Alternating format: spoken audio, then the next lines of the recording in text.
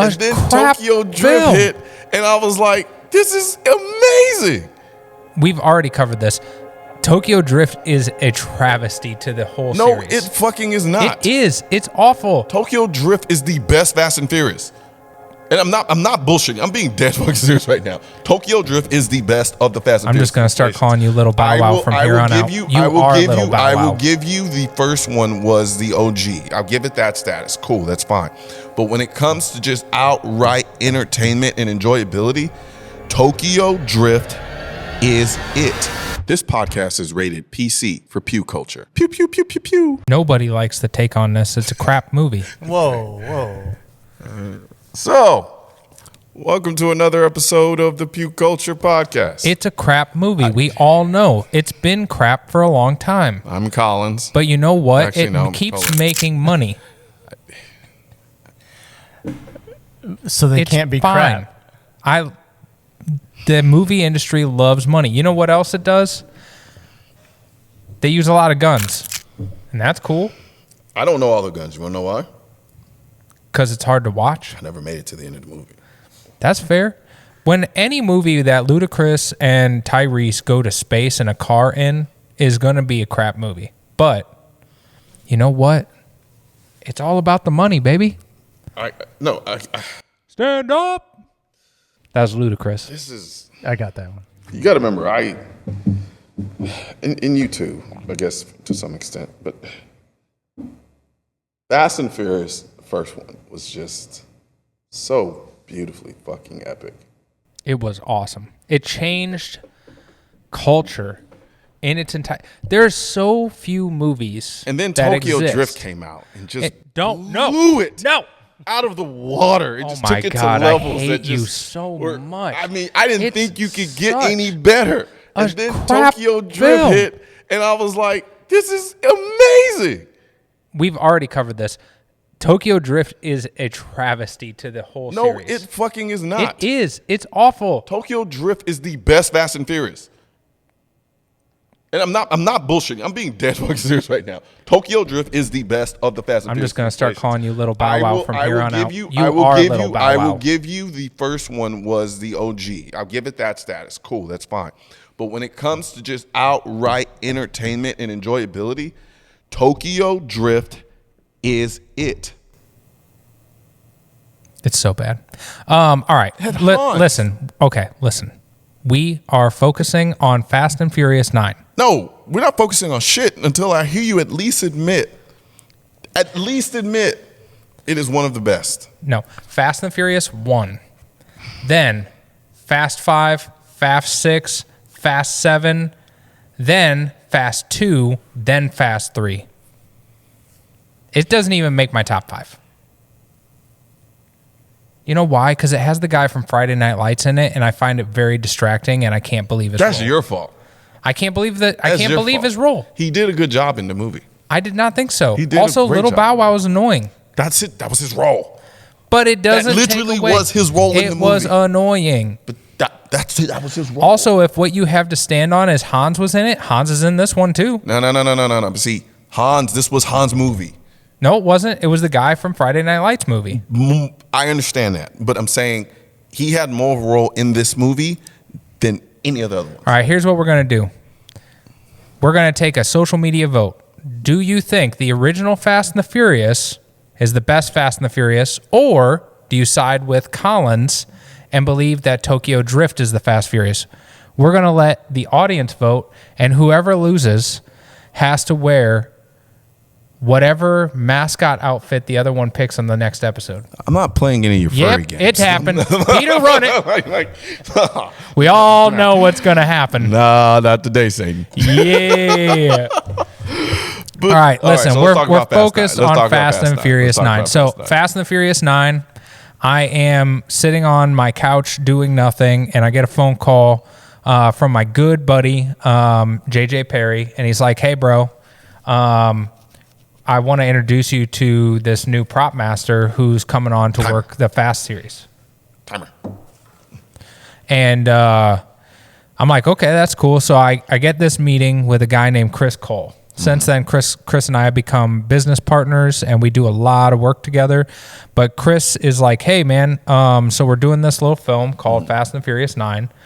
You might have heard of the series. I'm like, yeah, I've worked on like 20 of them. Understand, like every single Fast and the Furious movie, with the exception of like maybe the first 2, are completely individual of themselves. The story continues, the characters continue, but the staff is so different. And like every movie has a different feel, a different like everything to it. Because so Justin Lin directed Fast and the Furious 9. The last Fast and the Furious Justin Lin directed was Fast 6. 7 and 8 were completely different directors, had a completely different feel and a completely different story arc. Because it's just so different. The writers change all the time. The only things that stay the same are the main characters, and with the exception of Pablo, rest in peace. If you didn't know, Pablo is Paul Walker, and that's what Vin refers to him as. So,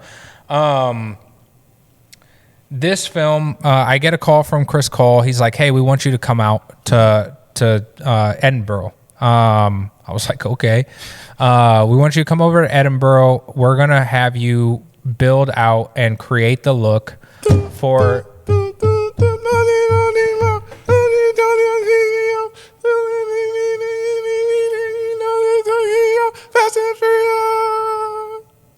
I can't hate either because Fast was... Tokyo Drift was, I enjoyed that one. Thank you. That's because there's the most Asian influence in it. I mean, yeah, and my boys did some of the music soundtrack for it too. That's pretty cool. Okay. I show up in Edinburgh and they say, all right, you're going to create the look of the film in terms of the body armor, the backpacks, the tactical gear, the firearms, all of that stuff. So John Cena is the new guy, right? He's the dude who's coming in completely fresh. He's the newest one to the Fast family, and John Cena has to be this absolute brutal hitman killer. Come to find out, John Cena is Vin Diesel's brother in the film. Jacob Toretto, Dominic Toretto. Haha, they are siblings, which is really weird based on the race stuff, but we're not getting into any of that. I will tell you, John Cena gets whatever he gets, especially in the more conservative industry. But John is literally a really good actor. He's a really good person, and he is super moldable and easy to work with on set, unlike some other people. So Jacob Toretto's character was super fun to work on, and like designing, we designed all of the body armor and his tactical webbing and everything that's on him from the ground up. It was really cool to put that together. Victos came in and supplied a lot of really cool stuff like the gloves and boots and things that we used on him. So Victos played a good part in this. One of the coolest scenes for building something was obviously Leviathan Defense, which is our manufacturing company, manufactured a ton of the firearms that are in this. But the funnest thing we got to make was John Cena's zipline gun, his like the whole grappling hook setup. And so they're like, all right, we're filming in Scotland.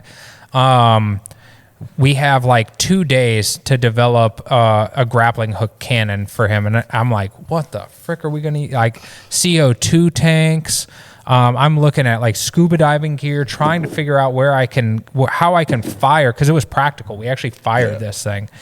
And you can picture, there will be some pictures of us in Edinburgh doing this. This place is like medieval, right? And I'm like, oh gosh, we're going to like shoot a grappling hook at these old buildings and stuff. So I'm like, there's got to be a better way. And I remember Cannon a couple years ago coming out with all of the Cannon accessories. They had like rubber balls that you could shoot out of their bean bags, all of that stuff. Well, it just so happened that they had a grappling hook arm attachment for the cannons. So we got a hold of Cannon. We used the Leviathan Defense Hellmouth 308s as the base. We did use the 308, which is hilarious because John Cena's arm was bruised as hell after we got done with this. This thing, because the grappling hook is so heavy and it blocks so much of the blank fire, the recoil on it is actually pretty brutal. So John had like a massive bruise on his arm when we were finally done filming this scene because of how hard it kicks. How many times? But we probably fired it 80 times. And they're 308 blanks too, so they're a lot bigger than the 5.56. But we developed, we designed this whole M-lock system. Obviously, it didn't work because the M-locks were look at how big the M-locks are. But that's what you had to do to like make it look proportionate on it. We used a Trigicon SRS to give it that nice big open view field, even though it's a sealed reflex, so it's actually not as big a view as you think. But from the front, when you're filming, it gives that impression. So we got to develop this standing in downtown Edinburgh I was literally standing right below where John Cena was firing on this scene. And just looking up and watching them film this and him using everything that you created, wearing everything you created. That's probably pretty freaking cool. Just a badass experience. Yeah. So we had that. Then we moved into, it was a crap movie, but it's still one of those things where you get to go and look at the guns in it, and you go, okay. And everyone saw the movie. Like, you can say what you want about it being crap, but like, there's so many people who have not watched awesome movies. We were just talking about Lock, Stock, and Two Smoking Barrels. How many people have not seen Lock, Stock, and Two Smoking Barrels or even know it exists? But it is an absolute phenomenal film. Like, it's sad. But everyone has seen this $350 million budget behemoth where $150 million is spent on marketing. Speaking of marketing, you want to know something really interesting about this film? Mm-hmm. COVID did some weird stuff to this movie. So we started production in 2019. This is a big film, right? There's a lot of actors. There's a lot of stuff that happens. Red, the cinema camera company Red, had just came out with the Helion cell phone, and they had given millions of dollars to the film to promote the Red Helion cell phone. The sales on the Helion were so bad in 2019 and 2020 that they actually killed the cell phone. Because of COVID, Fast and Furious got delayed its release till 2021. By the time the movie came out and they had done so much product placement promotion for the Red Helion, the phone didn't even exist anymore. It was gone. So, folks, that is a huge risk when you're talking about actual paid product placement. Now, 95% of the time it works. Don't get me wrong. Pepsi and Coke have made a absolute living off product placement when it comes to movies. However, launching brand new products inside of movies is a huge risk. Yeah. There is a huge risk to it. So understand that is, that's another cool piece of being a part of the product life cycle is figuring out the best way to promote one of these, some of these things. So then moving on, some of the companies I was working with at this time, Global Ordnance. And so Global Ordnance, they bring in Arex, they bring in Grand Power, they do Strybogs, they do things like that. So we were like, okay, let's do something really cool with these guys. And there's a scene in the film where Jacob Toretto and Dominic Toretto meet for the first time on camera, and they both pull guns on each other.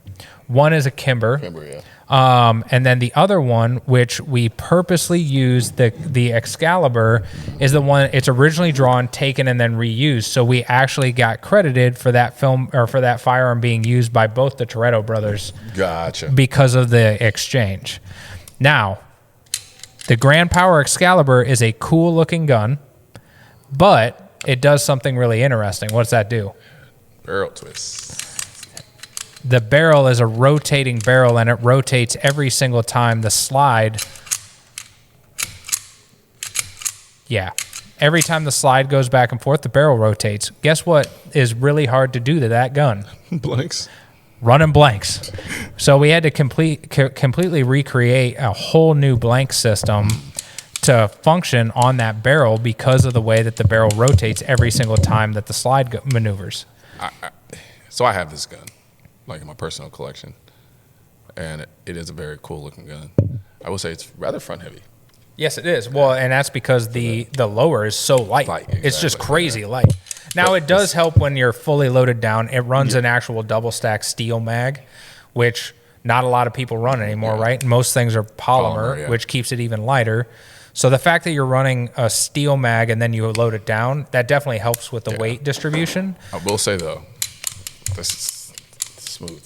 It is so smooth. Like, especially for the price, right? Yeah. It's like what? It's like an $800 gun? I didn't even think it was that expensive. I think it was less than that.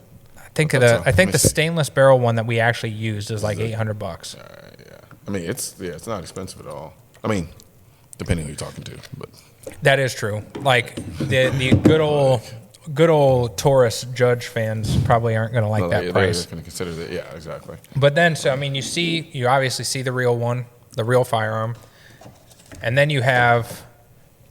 We'll have to get close-ups of all these. So this is a practical stunt firearm. And what I mean by practical is it's rigid. It's solid. You can hit it. It's not going to bend. It's not going to break. This is what you're actually going to typically run in a holster. So you're going to have this holstered. It's not going to flop around. It's still rigid and hard. So you really don't want to hit someone with this. That would not be fun.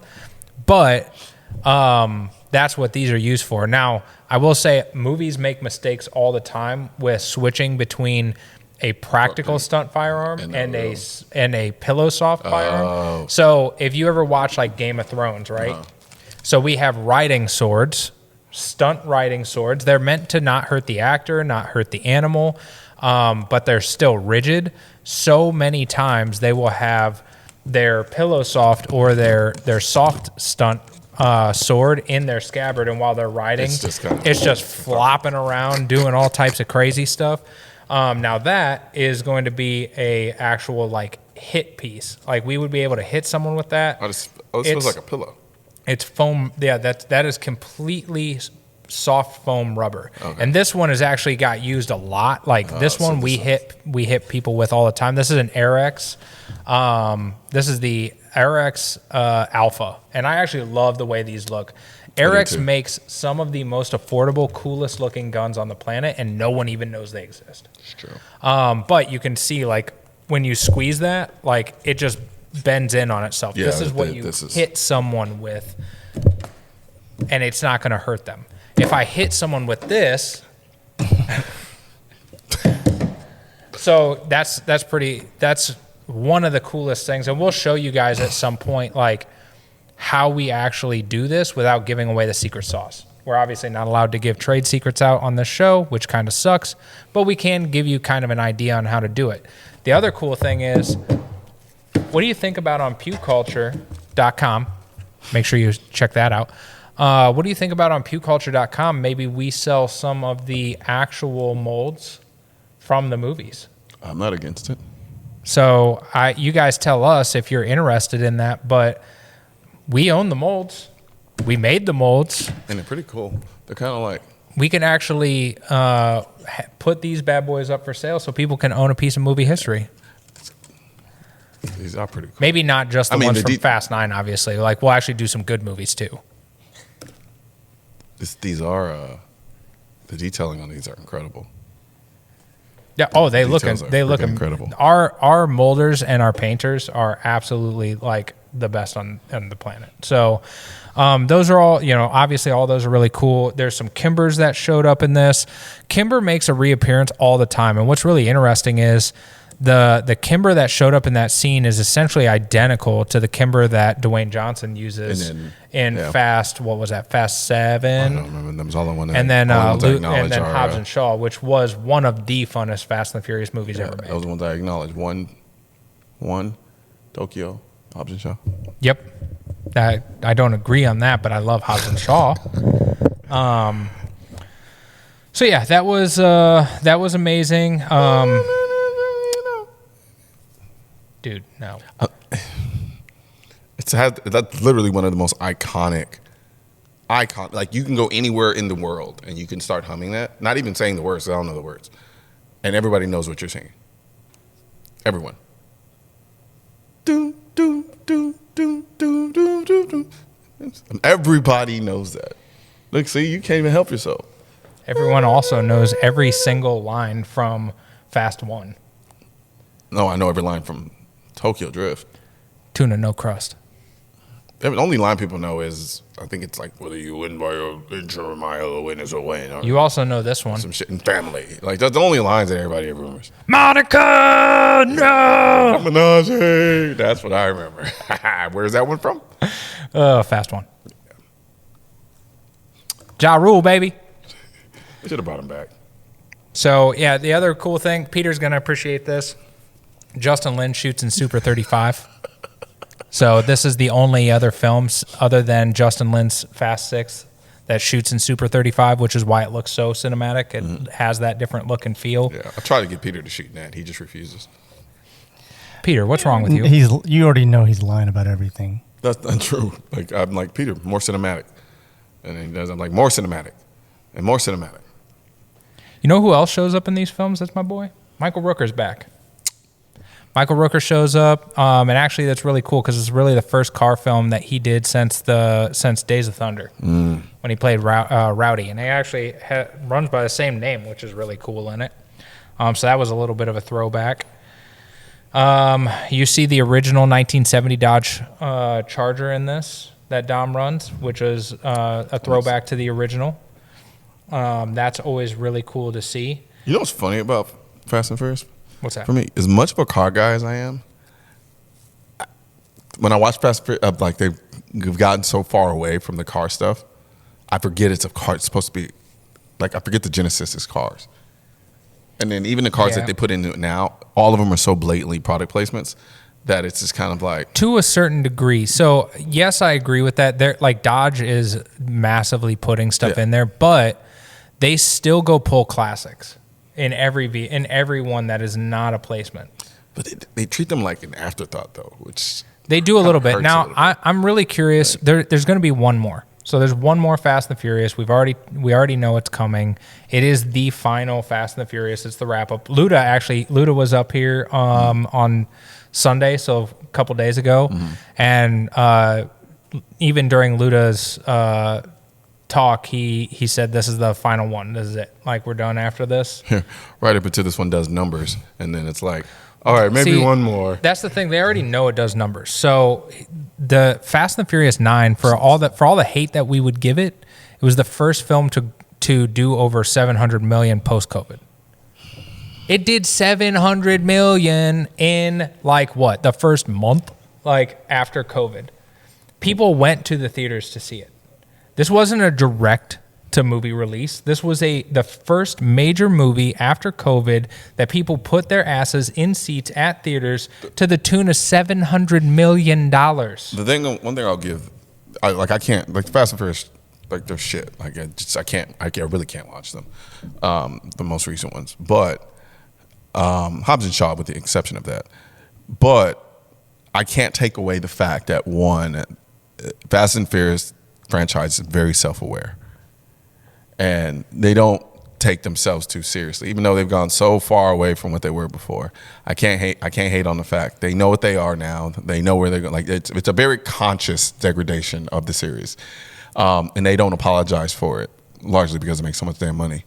And so that's kind of where I stop. I'm like, okay, cool. It just is what it is, personally. This isn't cinema. But even I don't think it was supposed to be cinema. The first one was no. It absolutely wasn't. It was an enthusiast movie. It was for the enthusiasts. It was one of those films. So, like, I'm trying to think of a movie that came out sometime in my lifetime that you went and saw. Oh, I know the exact one. Here we go. The movie 300. Okay. What other movie was? And again, like, you could argue that 300 was somewhat cinema. I mean, there was an element to it, at least. Yes. But it was so egregiously gory and violent that it is what it is. But that was the only other movie that I can think of where I walked out of that movie and I was like, yeah, I could just go kill a bunch of people. Like, just I could hold this pass. Like, I'm gonna literally go get a 6-pack right now. Like, I don't care I think a lot of that's what movies are supposed to. That's what they're supposed to do. That's the problem with movies now, though. Is that when was the last one that you went to a theater? I'm not talking about you saw it at home and you felt a certain way. Well, I think that speaks to just the inherent nihilism that's existing in our country nowadays, as it is. There's a kind of, without getting too deep, you know, nobody really kind of believes in anything anymore. So it's like, it's hard to go to a movie and then feel inspired. You get what I'm saying? Yep. You know, whatever that means, that's one thing I have noticed. And so for me, I think there are still movies out there that can do that. I'm trying to think of, they're far few and in between. They are very few and far between, but that was the same feel that the original Fast had, that it never recreated in any of the Fast. Even like, you might love Tokyo Drift, like, and it might be amazing. And there is like my favorite part about Tokyo Drift, to get a little off topic, is so Justin Lin did Tokyo Drift as well. So again, you have Justin Lin doing Tokyo Drift 6 and 9. The best thing to me that Justin Lin ever did was he actually went out on purpose and drew Vin Diesel back in. Like, Vin was done. Yeah. Like, there was no more Vin Diesel after 2. He was going to be completely done.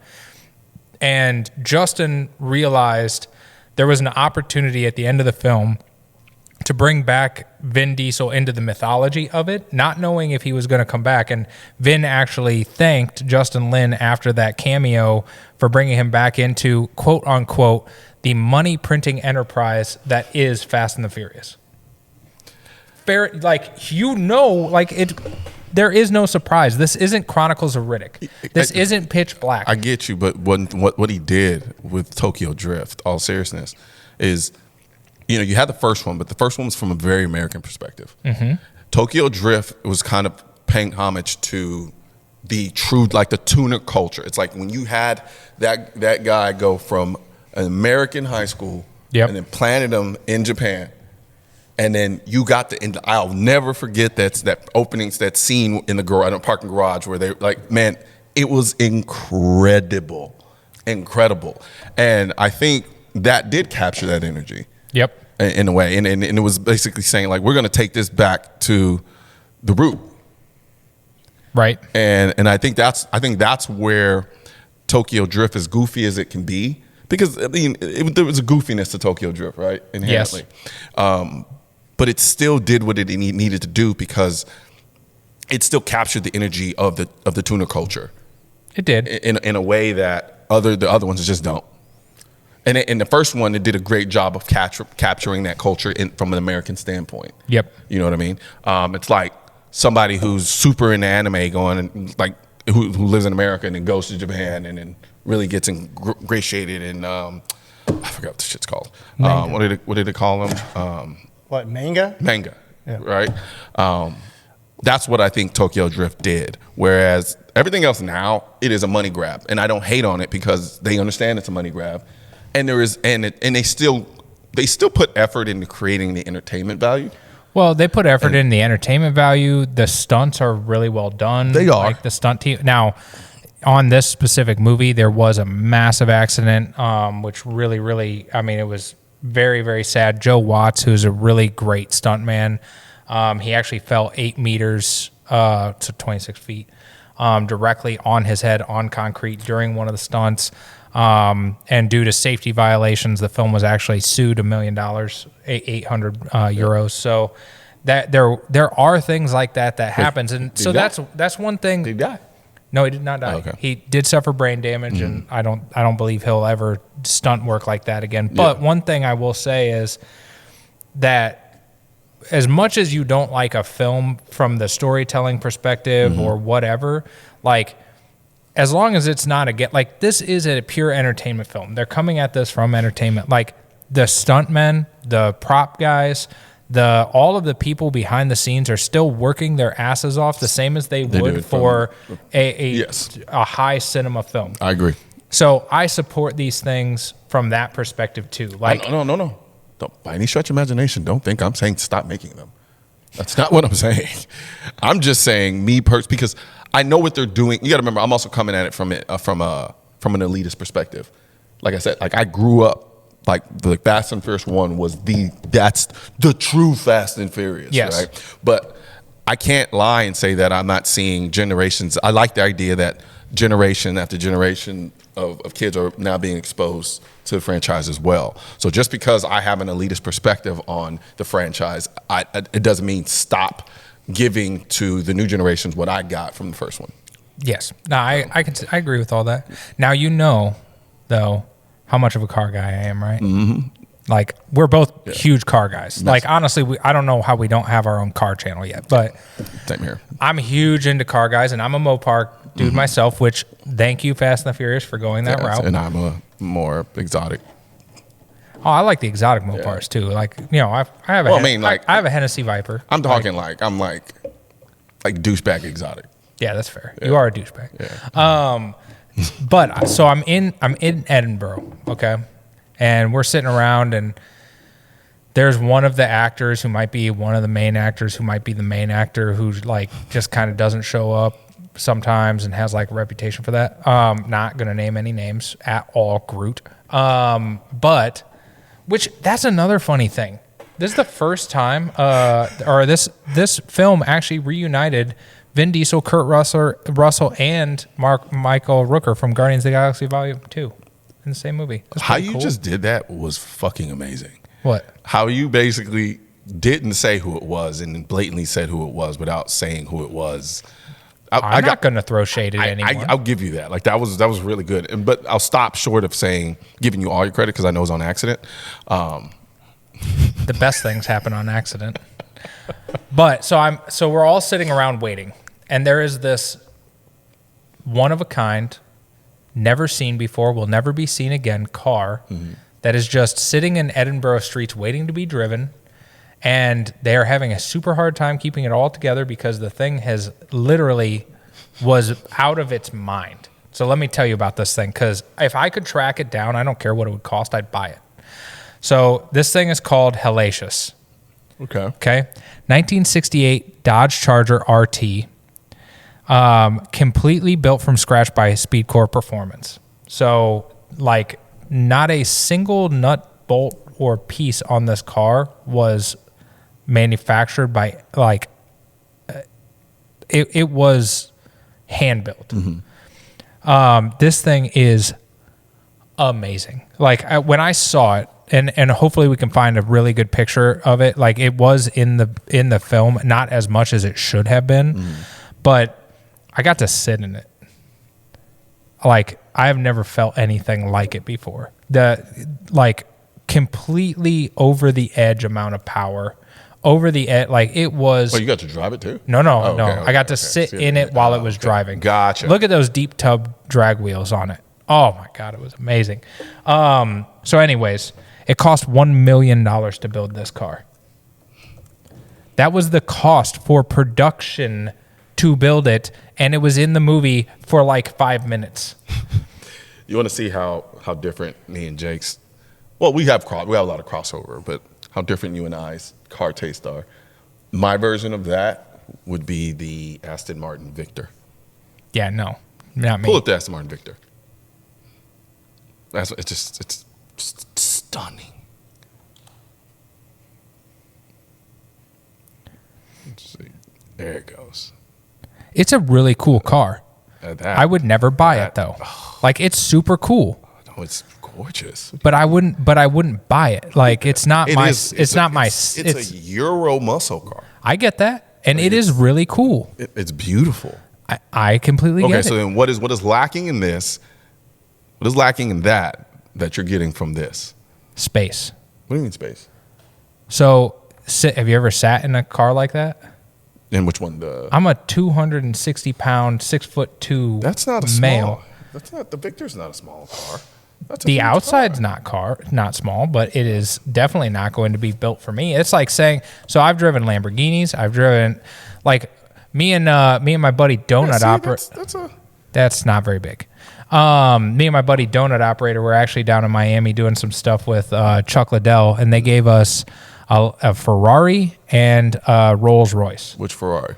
It was a white one or a yellow one. I don't Was it remember. a mid-engine or was it one of the front engines? It was a front engine. So it had to be probably the A12 or the F12, and the interiors on those things are huge. F12. No, I'm not saying the interior was bad on the Ferrari. Let me get to the point. You're talking about space, right? No. Oh, on this okay. on this specific car, Okay. I was like, Donut, you take the Ferrari, I'll take the Ghost, or the Rolls Royce, and on the way back, he was like, yeah, how about we let one of the camera guys drive the Ferrari back? I'll ride with you. And I was like, why? You get to drive a Ferrari. He's like, dude, he's like, sitting in a Ferrari though for like, because we went on the transit or the highway from Miami to Key West. How long was that? It took us like 4 hours and stop and go traffic. He's like, it had to be mid-engine. He's like, it is not fun. No, it had not to be fun. mid-engine. It had to be a mid-engine. So, but that's my thing is I wouldn't have picked, even if I had the choice to take I still would have taken the Rolls Royce. But no, I guarantee you, if you were in a front engine GT Ferrari, either the F12 or the A12 or the F12, I promise you would be just as comfortable. They're designed to be comfortable for long distances. He had to have been in one of the mid engines. There's no way. That almost fell. Okay, so back to this hellacious car though, because there is something that I think you're going to think is really freaking cool. So it's got a Hellcat. It has the Hellcat engine, completely custom frame. But one of the really cool things is it had Graziano graded manual transaxle directly out of a Lamborghini Gallardo.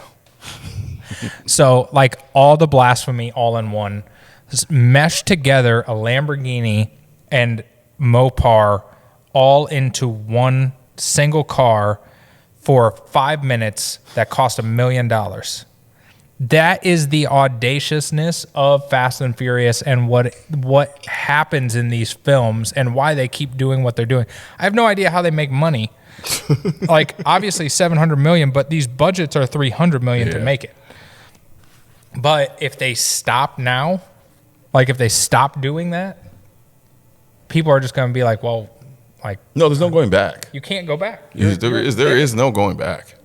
Which is why, you're right. You're absolutely right. There's no going back. The only way they can go back is if they cheat the system, and they're cheating the system. They're trying to do that with Hobbs and Shaw. Which worked so well. Yeah, no, I'm saying that in a good way. It's like you kind of create a deviation. Now you can get a little bit, you can go back and be a little bit more serious. Because Hobbs and Shaw wasn't over, I mean, there were elements to it that were exceedingly over the top. It was funny because of the buddy aspect. Yes. But I think there was still room there to make it even better. Like, I think like, yeah, I think you could make it better. No, you could. Yeah, I mean, it'd be kind of our modern day Lethal Weapon. Man, that would be awesome. All right, guys. Well, I gave you some stuff. You can go back and watch it. And I dribbled on about some fancy Aston Martin car. It was cool. I mean, it's a cool car. It's beautiful. It's a gated manual with oh God, it's like the perfect balance of new and old and just stunning. It is smaller. I'll give you that. It's smaller. Well, that's the end of the episode. Of that episode. We only have 8 other Fast and Furious to cover. Damn, you're right. Damn, we gotta go. Actually, no, 9 because Fast 10 is out now. I know there were really no guns in it, but can we just do Tokyo Drift for the sake of doing Tokyo Drift? Here's what we'll do. Since there's not a lot of guns in Fast 1 either, we'll do Fast 1 and Tokyo Drift together. Perfect. And then we mix it with cars and guns. Yes. Yeah, we'll do that. Yeah, because actually, so Fast 1 introduces the race culture. Yep. Fast 2 introduces drifting, which is part of the race culture. Mm-hmm. Yep. And so that's kind of why those are like that. The best thing Fast 2 ever did was introduce Ludacris. Stand up! All right, I'm out. Well, that was Pew Culture. See you next time.